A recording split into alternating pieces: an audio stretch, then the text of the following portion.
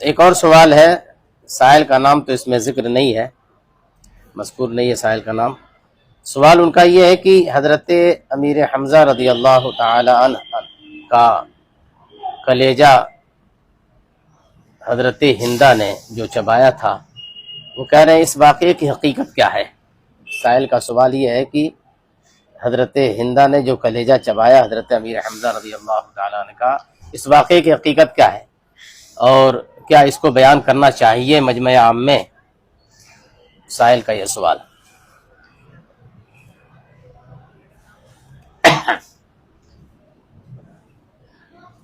یہ تو بعض روایات سے ثابت ہے کہ ایسا کیا انہوں نے ضرور، مگر وہ زمانہ کفر تھا ان کا۔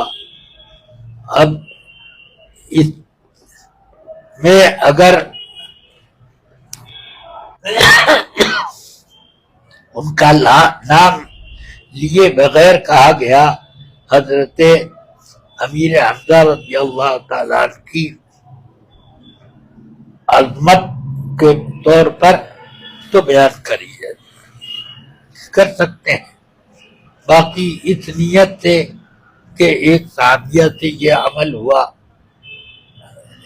اگرچہ بعد میں وہ ایک عمل ہوا ان کے کفر کے زمانے میں،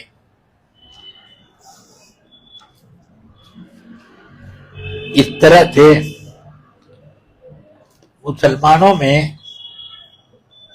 بہت سے صحابہ کرام ہیں جنہوں نے صحابہ کرام کے اوپر سخت اذیتوں کا استعمال کیا ہے، جن میں حضرت ابو ذر غفاری رضی اللہ عنہ کہ ان کو ابو جہل نے اپنے گنڈوں کے ذریعے اتنا پٹوایا کہ ان کو سبوں نے یہ سمجھ لیا کہ مر گئے، چھوڑ کے چلے گئے، مگر اللہ تعالی نے ان کی سانس باقی رکھی تھی۔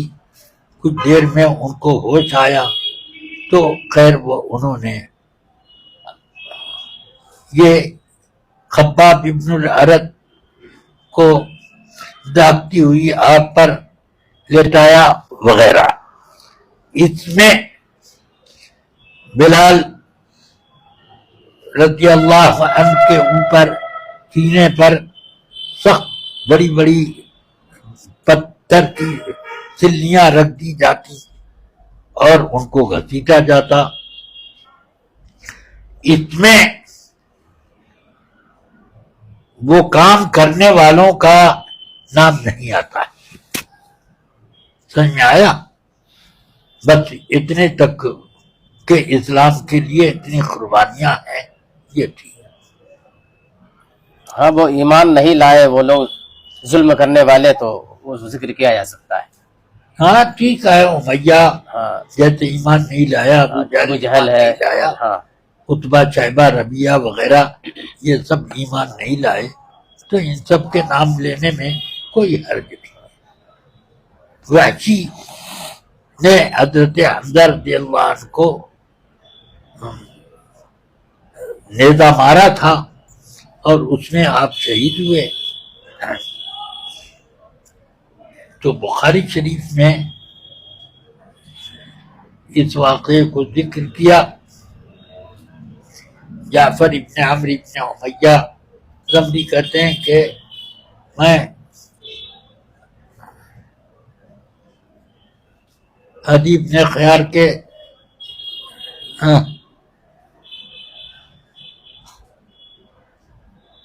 عبید اللہ ابن عدی ابن خیار کے ساتھ حمص کی طرف گیا۔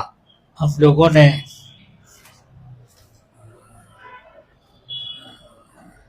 میں نے کہا عبید اللہ سے کہ یہاں حمص میں وحشی رہتے ہیں، کیا چلو گے ان کے پاس کہ امیر حمزہ کی شہادت کا واقعہ پوچھیں؟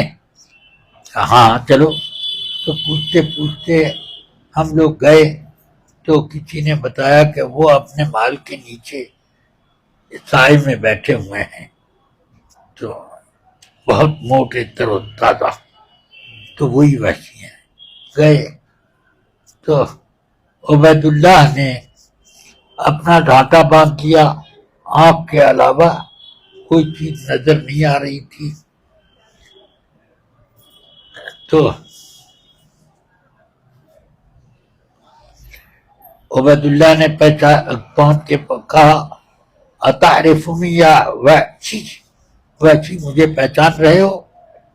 تو انہوں نے سر سے پاؤں تک دیکھا، سب تو جسم ان کا چھپا ہوا، پاؤں کھلا ہوا تھا۔ تو ان کا میں نہیں پہچانتا، ایک بات جانتا ہوں کہ عدی ابن خیار نے ایک عورت سے شادی کی جس کا نام ام عیس تھا، تو اس سے ایک بچہ پیدا ہوا۔ میں اس کو دودھ پلانے کے لیے دائی کے پاس لے جاتا تھا، تمہارا قدم ویسے ہی ہے، یا اللہ، وہی ہے۔ تو تب وہ کھول دیا ڈانٹا۔ عبید اللہ ابن عدی نے کہا کہ ہم پوچھنے یہ آئے ہیں کہ حضرت حمزہ کو کیسے تم نے شہید کیا؟ تو بتایا سب۔ پھر فرمایا کہ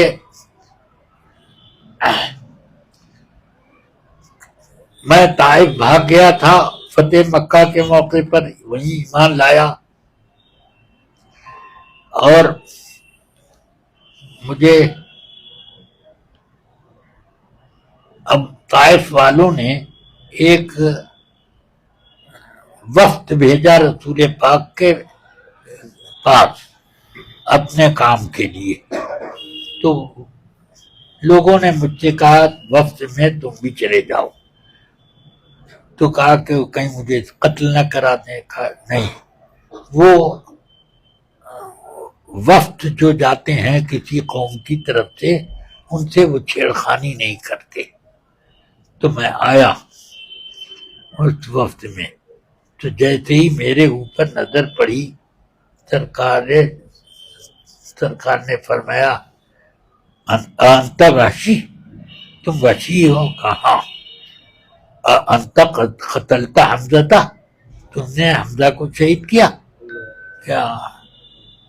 تو انہوں نے کہا کہ قد کان ما بلغک، جو خبر آپ کو پہنچی ہے وہ صحیح ہے۔ تو فرمایا کہ الا تستطيع ان تغيب وجهك عني، کیا تم اتنی طاقت نہیں رکھتے کہ اپنا چہرہ مجھ سے دور رکھو، چھپا کے رکھو؟ تو میں ہٹ گیا۔ پھر حضرت ابو بکر کے زمانے میں مسلمہ کے خلاف فوج کشی کا وقت آیا، تو میں نے یہ سوچا کہ میں جاؤں گا اور مسلمہ کو قتل کر کے حضرت حمزہ کے قتل کا بدلہ چکا دوں گا۔ تو کافی ہو قتل حمزہ تھا۔ تو میں گیا تو جنگ ہو رہی تھی، میں نے دیکھا کہ مسلمہ ایک قلعے کی دیوار کے بیچ میں کھڑا ہے۔ تو میں قریب پہنچا اور ایسا نیزہ مارا کہ سینے میں گھسا اور پیٹھ سے نکل گیا، وہ گرا، اور اتنے پر میں ایک انصاری نے اچھل کر اس کے سر پر اپنی تلوار مار کے 2 ٹکڑے کر دیا سر۔ تو اب میں نے اپنے کفر میں خیر الناس کو قتل کیا، اور اپنے اسلام میں شر الناس کو قتل کیا کہ یہ بدلہ ہو جائے. یہ واقعہ بتایا انہوں نے. بہرحال اب یہ ہے تو